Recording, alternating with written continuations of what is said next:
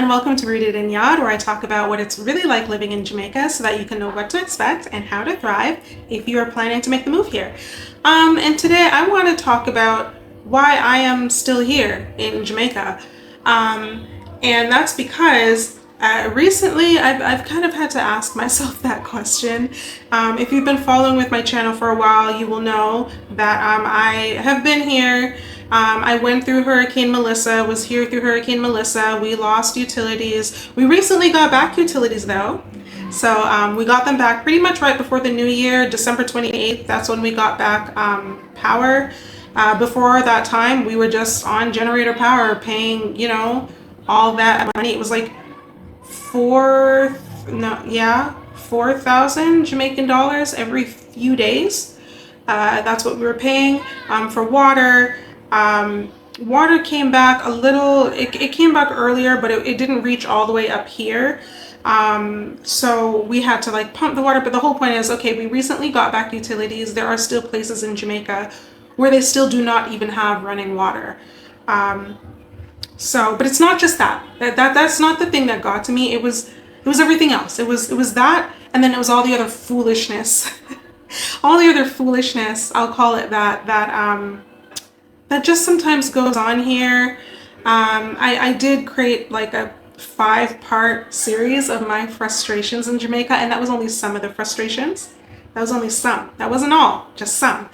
And that on top of what I went through, on top of me seeing and hearing sentiments from people that were just, to me, it was horrifying. You would think humans would want to come together in a crisis, but I guess when the capitalism is in the mix, really it's everybody for themselves. And I'm not gonna get into that in this video. I got into it a bit more in my last video about the expenses and everything. I think the thumbnail is this is the reality or something like that. Anyway, so what I want to talk about in this video is why I am still here, because after going through all of that and having to deal with some foolishness, even systemically here, some foolishness in the systems here, after going through all of that, I really had to think to myself, is this really where I should remain? I'll say this, I was talking to someone, shout out to Sir William if you're watching this, but I was speaking with someone, excuse the language, the noise, the windows open and there's kids outside playing, but I was speaking with him, and he's also an expat who has lived here for donkey years. He's been here since 2009 or something. And even he was talking to me about this type of stuff and how it just seems the way the systems are here and the way things are set up here, it's Jamaica is not set up for success. It's not, some things are just so challenging. And even he, going through all of what he's gone through over the years, he was just kind of wait, why am I still here? Why have I been here all this time? So I want to talk about that, at least my experience and why I think I am still here, and why I'm probably going to still be here, going forward. So just thinking through things logically, right? When I was thinking to myself, okay, why exactly am I still here? So one of the reasons is the close proximity to Canada, right? It's very logical. Jamaica is in a great place. If I need to get to North America, at least the eastern side of North America, same day, I can do that, right? Now, if I'm going to Alberta or something, if I'm going to Western Canada or something, I'm gonna have to take some connecting flights and this and that. It's gonna take a little longer, but most of my family is on the eastern side. I think all of my family is on the eastern side of Canada. So if I need to get back in an emergency or anything like that, I can do that same day, which is really nice. So there's that, right? Logistically, if I need to get back quickly, I can get back quickly and handle whatever I need to handle. And then there is the fact that Jamaica is English speaking. It is the largest English speaking Caribbean island, as far as I'm aware. So, I don't have to, being here, I don't have to learn a new language. I mean, there's patois, right? Patois is I think it is considered a language now because, you know, it has rules and certain stuff. It's not really written, although I feel like we're getting there. But anyway, the whole point is I don't have to learn something new, right? I already kind of knew patois. My background's Jamaican, and I feel like it could be kind of easy to pick up and easy to understand because there's so much close to English. So there's that, right? And the national language in Jamaica is English, so all correspondence is in English. That makes things easier because I am English speaking. The next thing is that I don't have to deal with winter, right? Which I've talked about. I am team boycott winter. I don't want to deal with winter. Jamaica does not have winter, at least not like Canada does. I have heard up in the hills, there was one time a dust of snow, and I was like, excuse me. But it wasn't snow like Canada snow. It was like literally like a dust or something. Or, you know, I hear it getting as cool as like 12 degrees up there in the mountains. And I'm like, cool. But where I am, it's not like that. And I don't want it to be like that. And at least I can have that. I can't have that in Canada, right? And I don't want to have to worry about like switching clothes and all of that. So there's that. And then even along with the weather, right? Because again, I'm just thinking like logically, why Jamaica? Like, why am I still here? Along with the weather, I can grow my food year round, right? And I've talked about this before, and I've talked about this even I think in the previous videos about how in terms of self-sustainability, Jamaica is a great place for that. I can grow my food year round. I haven't started yet. I will be starting this year, but I can. It's an option. I can do that here, which is amazing to me. I could never do that in Canada unless, you know, I set up like a greenhouse. Like I'd have to have money in order to set certain things. I'd have to have money and I'd have to have land in order to set certain things up. And over here, I don't even need that. I can just get like a bucket or something and then just put some dirt in there and start growing something. Like it's amazing.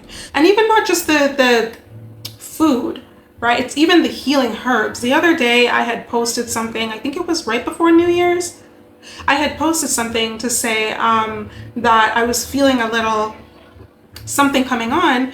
So I went and I plucked some bush for tea from the yard out here. And the yard isn't even big. Like literally this is something that grows along the walking path over here. Like and it's called Jack in a bush or Jack in the bush.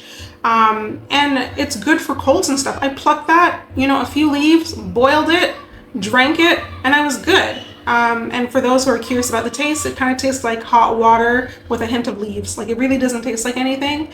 But like I can do that. And there's a variety of natural medicine that I have access to. And that just makes, logically to me, like that just, it's another bonus point for Jamaica, right? Because that's something that in Canada I would have to pay for. Unless I got seeds and can grow certain things on my own, which again, you can't really grow things on your own year round. It's like more difficult to do. But I can do that here, right? Quite easily. Now those are just some of the things logically where I'm like, okay, that's why I'm in the region, because technically it's not like all the things I mentioned, it's not like I don't think I have to be in Jamaica specifically for that. I could go to another island and I could probably, you know, another island that's not too far away, and I could probably have pretty much the same thing that I'm talking about. So why specifically Jamaica then, right? And then I was thinking about it more and I'm like, okay, there's a few more reasons of why specifically Jamaica. And one is family.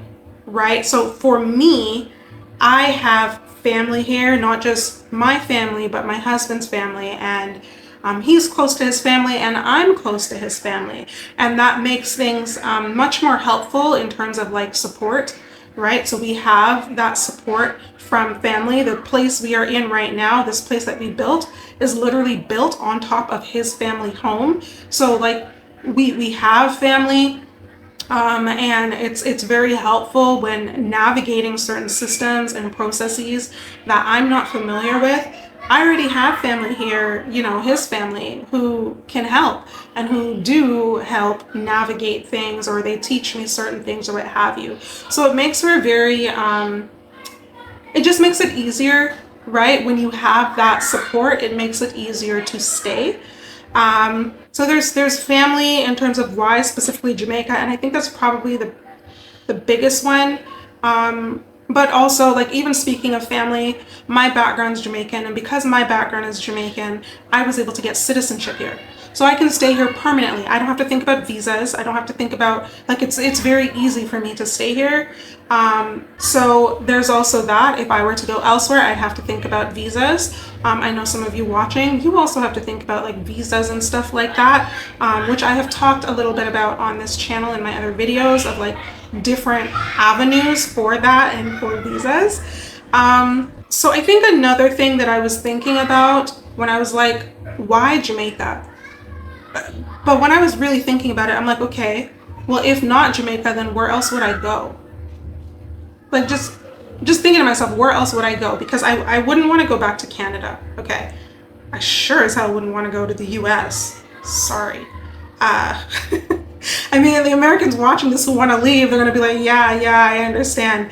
But like, I don't want to be, I'll say this, I do not want to be in North America like that, like on the continent. I have no desire for that. I have no desire to be in Europe. Like if I were to go anywhere else, it would literally be somewhere like Jamaica, right? Because I want the weather, I want the access to the fresh fruits, or grow my own stuff, or to the healing herbs and stuff like that. It would be somewhere like Jamaica, right? But if it's somewhere like Jamaica, a lot of those places are developing. A lot of them are not developed nations. They are developing nations. And there are reasons for that I'm not going to get into in this video. It would be like, for example, Ghana. I have relatives who are planning to move to Ghana, and they have already actually purchased land in Ghana. I think my aunt, she built a house in Ghana already. I think she has a few houses, one in Ghana, one in Ethiopia, something like that. Like, I have relatives who are planning to move back to the continent. They're planning to move back. And they have even visited Ghana multiple times, and they talk about how similar it is to Jamaica, like just in terms of how it looks, the weather. Like sometimes they walk through and they're like, oh wait, no, I'm not in Jamaica, right? Like they forget. So like, you know, very, very close, it seems very closely, I don't know, cultural wise, or just how things look, very close to Jamaica. And I'm like, okay, that's great. However, and I was actually thinking about Ghana at one point too, before I created this channel, when my relatives were talking about it, talking to me about it, I was like, you know what? Yeah, I think, you know, you're selling me on Ghana. I think this is going to be very interesting, because my husband and I, we are kind of like free birds, right? Like we go here, there, anywhere we want. Yeah, so long as we have the funds, but we go here, there, anywhere we want. So we were thinking about Ghana, but then when I looked up, I went to go do my research, because, you know, I do research this time, unlike my first video where I talked about how I moved to Jamaica the first time, doing no research and coming with no money. Don't do that. But when I went to go do my research, and I was in the Facebook groups and stuff looking, you know, to gauge how things are, and people are complaining about the infrastructure and pretty much how it's worse than Jamaica. Electricity gone for days at a time, not hours, days at a time. Water gone for days at a time. I was like, what do you mean? Why then, in that case, why would I move? Jamaica has stable enough infrastructure, right? If the light goes out, typically if the electricity goes out, it's not going out for more than a few hours. Like it doesn't go out long enough for the food in the fridge to go bad. Even if it goes out, I think the longest it had gone out outside of this hurricane situation, I think the longest it had gone out was maybe 6 hours, and then it came back and it was good, right? The water can go out for days, depending on where you are on the island, but typically there are water tanks. So even if the water goes out for days, there are water tanks on premises so that, you know, you can still have access to water. And then typically when the water comes back, it fills up the tank and then you're good, right? Usually when water goes out, if you have like an 800 to 1,000 gallon water tank, it usually doesn't go out long enough where your tank is like completely depleted. Usually no. Usually it's gone for like, as I've said over here, right now the pipe water is actually out. I'm fine though because the tank is hooked up to our piping, so we have water out of our pipes in here. So the water is out, but like it'll come back, I don't know, tomorrow, the day after, and then it'll refill the tank, and the tank isn't even. But I was just like, when I was thinking through that and seeing that in the Facebook pages, and then people talking about how it's getting even more expensive, and then navigating this and navigating that, and then there's the whole, other language and everything. I was just like, you know what? I don't know, because I'm like, if the infrastructure, I can't even get the infrastructure that's in Jamaica over there, like it's worse. I don't know about that. Now, mind you, I was not thinking about self-sustainability and all of that like I am now. I wasn't thinking like that when I had initially was reaching. I can't talk.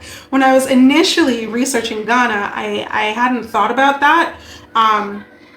But I mean, now me thinking about like the self-sustainability thing, I'm just thinking like, okay, well, I could get solar over there. If it's like Jamaica, then I can get solar over there. We can do the water tank thing. Like, I'll be fine. Get the Starlink, whatever. I'll be fine. Well, and also back then when I was researching, Starlink wasn't as widely available. So there's also that, because I was thinking about internet. So,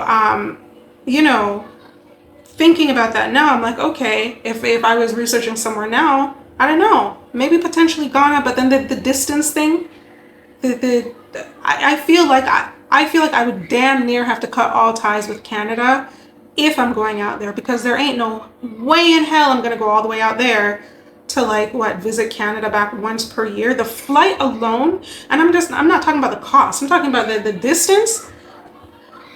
I already hate the Skybus as it is, and I feel like airlines are increasingly making things worse and more challenging, like WestJet with their little whatever seating they are doing in Canada for some flights right now. They have, what did they say, 21 planes or something with this stupid tiny seating, super uncomfortable, and you can't even get into the proper brace position. Like, it is actually, I'm like, this is a safety issue. This is a safety issue. Y'all are really, if something happens, there's no protection. People are just gonna perish. So yeah, I hate the Skybus. I don't want to be on the Skybus longer than absolutely necessary. So, it's things like that when I was thinking, okay, if I were to go to Ghana, like, and then to like uproot myself, I'm like, if I'm planning to go somewhere like Jamaica, I might as well just stay where I am. But the thing is, each country has their own quirks, right? Each country, I can't talk. Concrete. Each country has their own quirks, right? Like, even for Canada, I know people who have moved to Canada from Europe, and they're like, this is great. The people I know who had moved to Canada were like talking about Europe and how it's so difficult to do certain things, and the bureaucracy is wild. To just, even for Italy, to just get a driver's license, the stuff that you have to learn, I'm like, why is this necessary? Italy or Poland, one of them places, is like, you have to learn the history of this and that. It's like, why is this necessary for me to drive on the road though? I don't understand.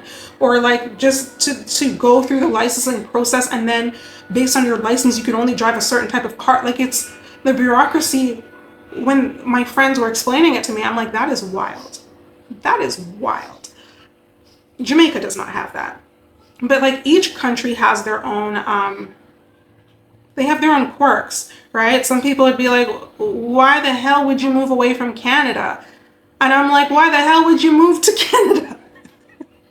And when I look at some of the other options of where I can go to, I just feel like everywhere, I mean, obviously there's nowhere that's perfect. And I feel like everywhere there's going to be some sort of trade-off. And I'm like, I do not think that me going somewhere else, that the trade-off to leave Jamaica and go somewhere else is going to be worth it. I don't think so. And I have a particular process, by the way, when I think through what I want for my life and trade-offs and things like that. I created a little workbook that has that process in there, because that is what led me to Jamaica. because I was considering other places, you know, like Panama and all the other places expats talk about. I don't know, Ecuador, Costa Rica, places like that. But then I landed on Jamaica. So, yeah, I think that is why I am still here. I think that's why I'm still here.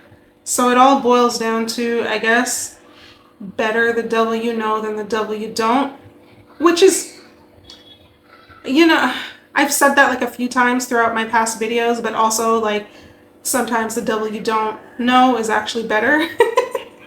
Sometimes the grass is actually greener somewhere else, which is why people are leaving their countries to move to Jamaica or to move somewhere else. Sometimes it is greener somewhere else, but sometimes it is just greener where you water it. But then other times there seems to be no hope for greenery and things are actively getting brown where you are, which is why you move. And that is why I was thinking to myself, why exactly am I still here? After going through all of this, going through all this foolishness, still going through foolishness, I guess. Why? So I think these are the reasons why. So I hope this made sense because this was kind of off the cuff, which I guess you can kind of tell because I was looking at the camera a lot. I did write like my little script thing. I was trying.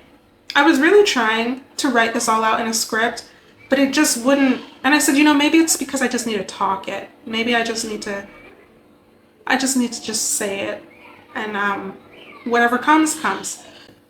So I think that's it. I think that's it. That is why I am still here in Jamaica, and I think why I will remain in Jamaica. What I envision for myself is perhaps moving, eventually moving somewhere else on the island, probably not too far from here, because as I mentioned, those close family ties, that is very important. That is very, very important to my husband. And he and I actually share, family is actually a value that we share. And yeah, I don't think that we would be moving very far from them. I'm also close with his family, so I wouldn't want to move too far, you know. But I do have some ideas, but when I envision where I want to be, it's as Cardi B did. Like, it's here. It's I don't actually envision myself anywhere else. Will that change in the future? I don't know. Who knows? I can't, you know, when I had moved to Saskatchewan, because I moved to Saskatchewan, Canada. When I didn't anticipate leaving. I loved it out there. I was like, I should have moved out there sooner. I really should have. I really loved it out there. And there is no one else we know in Saskatchewan. My husband and I, we just picked up and moved, bought a house, sight unseen, moved out there. I had planned to continue living out there, but then, you know, plans change. But then out here, and that's another thing. Oh, that's something else I forgot to mention about Jamaica and why I think I will continue to remain here is the freedom.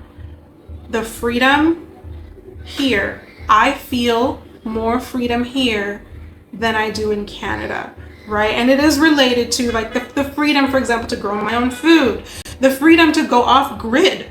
You know, it's much easier to do that out here. I have that freedom. If I want to unplug from everything and everybody, I could literally go do that. I could go find some, you know, some land somewhere and just build a little place.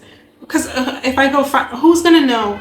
Who's gonna, unless they are actively looking at the land, who's gonna know if I'm deep in the bush? Ain't nobody looking out there. Sorry. This is why, you know, people are able to capture land. I'm not saying I would do that. I'm just saying it's a thing. And if I truly want to, I can go into some secluded place where nobody would ever know, and I could just go live off there, off grid, and be one with nature. I have the possibility of doing that and surviving, right? I could do that in Canada too. The issue is the winter. How the hell are you going to survive the winter? I guess there are ways to do it, but I feel like at this point you need money in order to set up those ways to do it, as opposed to out here, I could, like, I don't know, make a leaf bra and underwear or something.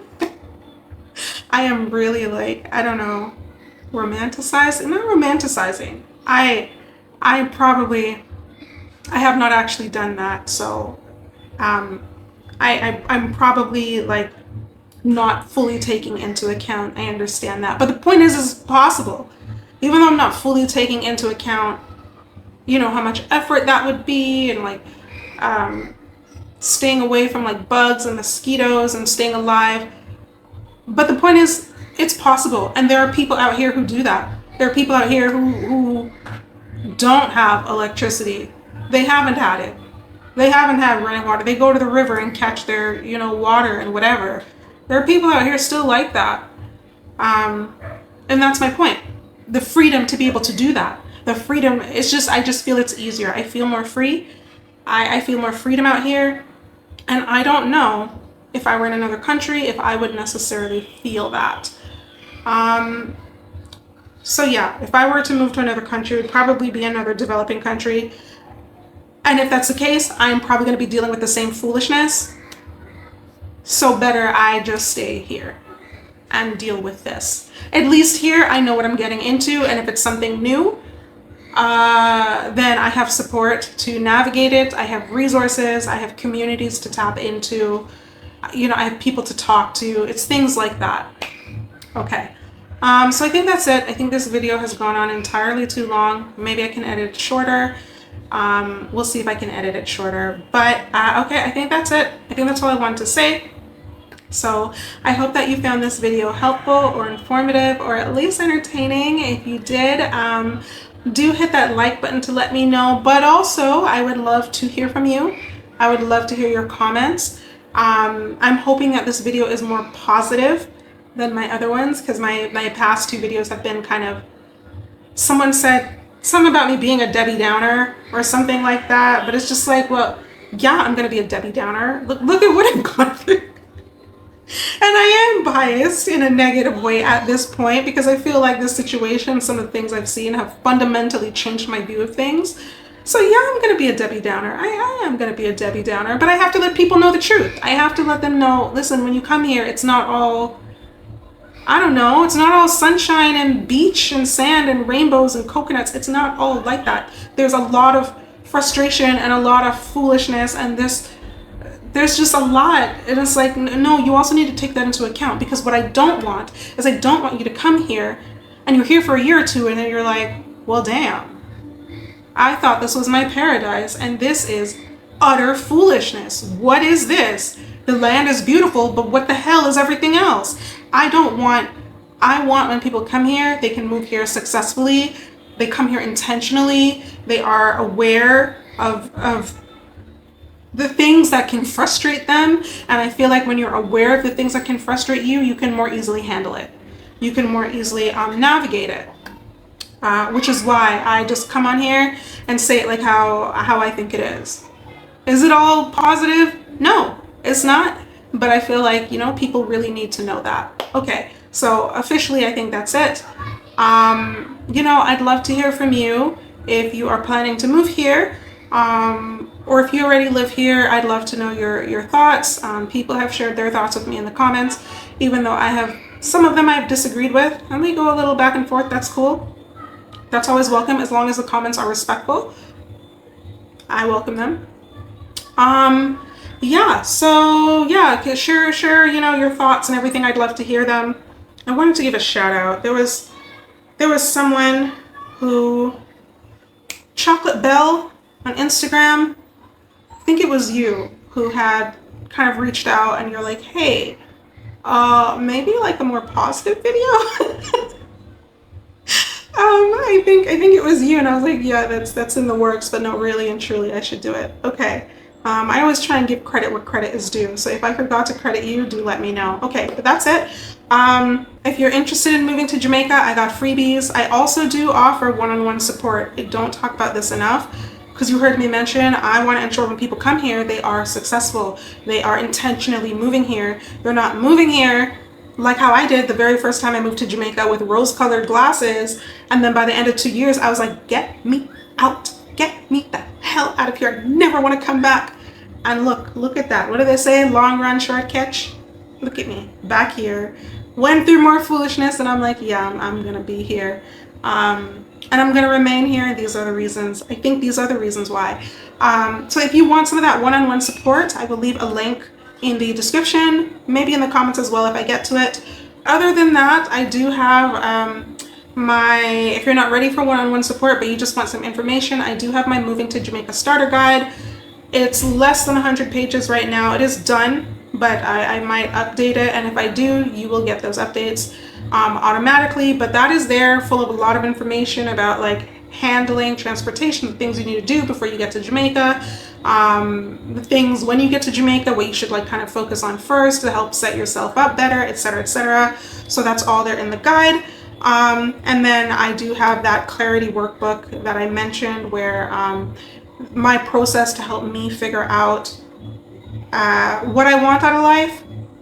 That process is what led me to Jamaica, and I have that workbook as well, available, only $5. Or I should say $5 US, because depending on where you are, the currency may change to something else. But about $5 US. So if you're interested in any of that, the links will be in the description and probably in the comments.